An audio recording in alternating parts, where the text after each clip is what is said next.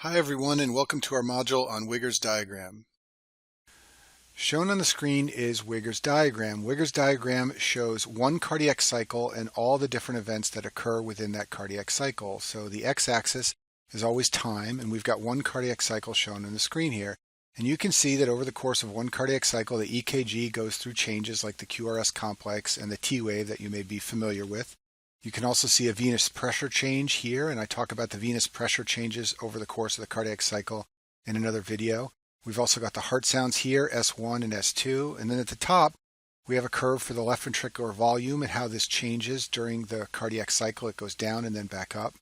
And finally, at the top of the screen, we have three curves for the pressure changes in the left atrium, left ventricle, and aorta over the course of the cardiac cycle. So in this video, I'm going to go through some of these curves shown on the screen here, and then you can use Wiggers diagram to tie them in to other elements that occur during the cardiac cycle. Let's start by looking at the curve of left ventricular volume change over the cardiac cycle. Shown at the bottom of the screen here is the ECG tracing, and this is the QRS complex. So the QRS complex represents the start of ventricular systole. When the ventricular myocardium depolarizes, that generates the QRS complex, and that is the beginning of systole. Now note that even though systole begins here, the volume stays constant for a short period of time. That's because this is the period of isovolumic contraction, when pressure is building in the left ventricle but volume is not changing. Once a high enough pressure is generated, however, we reach this point here, and the pressure in the ventricle is high enough to open the aortic valve. And at that point, blood begins to leave the left ventricle and the volume begins to fall. This is the period when blood is being ejected out of the left ventricle into the aorta. We then reach a point down here at which left ventricular volume has gotten very low and left ventricular pressure has gotten very low, and then the aortic valve closes. We go through another brief period of isovolumic relaxation, and then we start to see the left ventricular volume rise. That's because the mitral valve has opened here and blood is pouring into the left ventricle from the left atrium, and that causes the volume to rise. And if we go back to the complete Wiggers diagram, you can see the LV volume change over time here. This is the period of isovolumic contraction. This is the period of isovolumic relaxation. This is the period of left ventricular emptying, and this is the period of left ventricular filling. And you can correlate these periods to lots of other events in the cardiac cycle, like the heart sounds, venous pressure changes, QRS complex, and pressure changes in the aorta, left ventricle, and left atrium. Now let's take a look at this portion of Wiggers diagram. So once again, we have time along the x-axis. This is one cardiac cycle, and in this case, we have pressure on the y-axis. And you can see the pressure changes in the left atrium, left ventricle, and aorta. First, just note some general points. Left atrial pressure is relatively low compared to aortic pressure, and that should make sense to you. A normal left atrial pressure is about 10 millimeters of mercury. You can see that the pressure goes up and down a little bit according to this curve, but it stays at a low level here of about 10. Normal aortic pressure, on the other hand, changes from about 80 millimeters at its lowest point, that's the diastolic pressure, to 120 millimeters, which is the highest point, that's the systolic pressure. And then left ventricular pressure goes back and forth between these two. So left ventricular pressure needs to get lower than left atrial pressure in order for the ventricle to fill. And then left ventricular pressure has to become higher than aortic pressure in order for blood volume to leave the left ventricle. So the LV pressure change is always the one that has the biggest span. It goes from very low values to very high values. The aortic pressure curve is always at the top, and the left atrial pressure curve is always down at the bottom. I've cleared away my ink so I can make some other important points about this portion of Wiggers diagram. By looking at the changes in pressure in the left atrium, left ventricle, and aorta, you can determine where the mitral and aortic valves open and close, and you should be able to do this by going through this diagram. So let's start at this point right here. At this point right here, left ventricular pressure has risen to become higher than left atrial pressure, shown by the dotted line here. That means that the mitral valve is going to close at this point right here.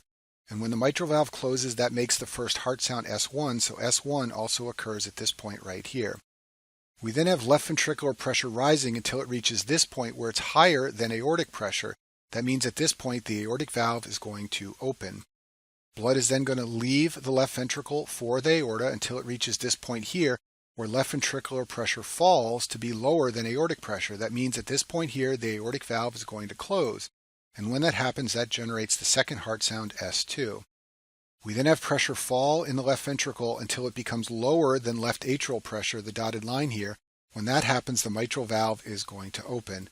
So by looking at the pressure changes in the left atrium, left ventricle, and aorta in this section of Wiggers' diagram, you can identify where the mitral and aortic valves open and close.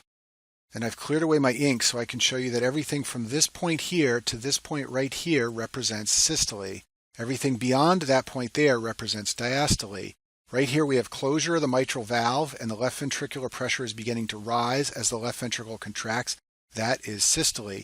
Over here, left ventricular pressure is falling because the left ventricle is relaxing, and that is diastole. Also note that the mitral valve closes here, but the aortic valve does not open until here, so everything between these 2 points represents isovolumic contraction. The aortic valve closes here, but the mitral valve does not open until here, so everything between these 2 points represents isovolumic relaxation. And now I'll just go back to the complete Wiggers diagram once again so you can see that these 3 pressure curves are found at the top of the diagram, and you can correlate events in these 3 curves to other events like the heart sounds and the QRS complex just by looking at Wiggers' diagram. I'll finish by showing you a couple of classic Wiggers diagrams that describe pathologic conditions so that you will have seen them once and can recognize them on your board exams. So over here on the left is a normal Wiggers diagram. Over here on the right is a Wiggers diagram from a diseased heart. And you can see that the pressure in the left ventricle rises to be much higher than the aortic pressure. The aortic pressure is the red line right here. The left ventricular pressure is the green line right here. Normally those 2 lines are right on top of each other in a normal heart, but in this case there is a big pressure difference between the maximum pressure in the left ventricle and the maximum aortic pressure, and that is what occurs in aortic stenosis. In aortic stenosis, left ventricular pressure has to get very, very high to open a stiff aortic valve. So what you see on the Wiggers diagram is a very high left ventricular pressure relative to the maximum aortic pressure. They are not right on top of one another as they should be.